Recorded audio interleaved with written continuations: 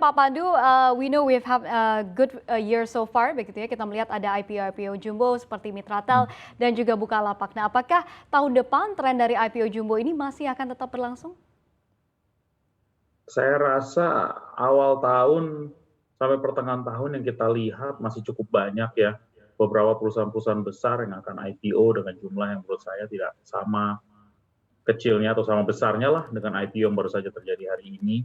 Dan saya rasa itu akan menambah antusiasme tapi yang lebih penting bukan itu sih.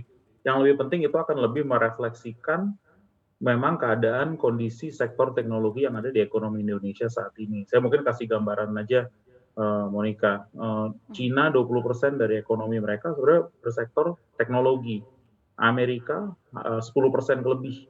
Nah, sebenarnya kalau Anda melihat ekonomi Indonesia, kita mulai mendekati dua negara besar itu. Karena jangan lupa Indonesia sebagai market teknologi bisa dibilang top 4, top 5 di dunia. Jadi kita hanya bisa lihat dua sebagai referensi di atas kita. Dan itu kita harus mengikuti angka di 8-10%. Itu kita mungkin, dan itu bisa direfleks di stock market.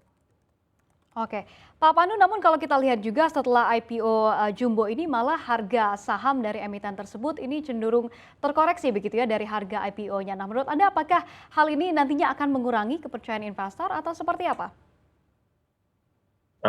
Sorry, bisa diulang lagi, Ya, Monica?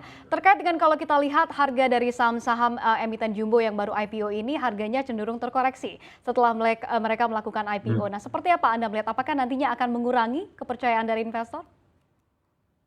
Saya rasa itu tergantung juga pada kualitas perusahaannya, dan itu nanti bisa dilihat lah over time. Saya tidak melihat hari pertama, hari kedua sebagai indikasi value suatu perusahaan.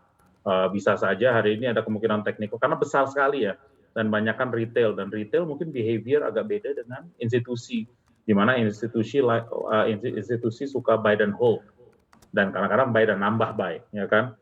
Kalau di retail, karena memang staying power yang berbeda, bisa saja mereka trading atau flip. Saya belum dikasih update hari ini bagaimana tradingnya, tapi yang saya lihat cukup banyak flow retail yang saya dikabarin. Tapi ya saya rasa ke depannya akan semakin banyak mix antara institusi dan juga retail, karena semakin banyak IPO juga retail juga kehabisan juga nih nafasnya kan. Harus ada tambahan-tambahan retail baru. Jadi yang paling penting juga adalah penambahan kualitas institusi yang masuk ke pasar Indonesia, dan itu tentu berjalan langsung dengan adanya IPO besar. Tapi saya tidak melihat bahwa ada kasus 2 dibandingkan 32 IPO yang terjadi tahun ini sebagai contoh. Oke, nah kalau kita lihat secara valuasinya sendiri Pak Pandu, nah menurut Anda apakah ini masih wajar begitu ya, terutama untuk kalau kita berbicara terkait dengan emiten-emiten teknologi yang ada di Bursa Efek Indonesia saat ini?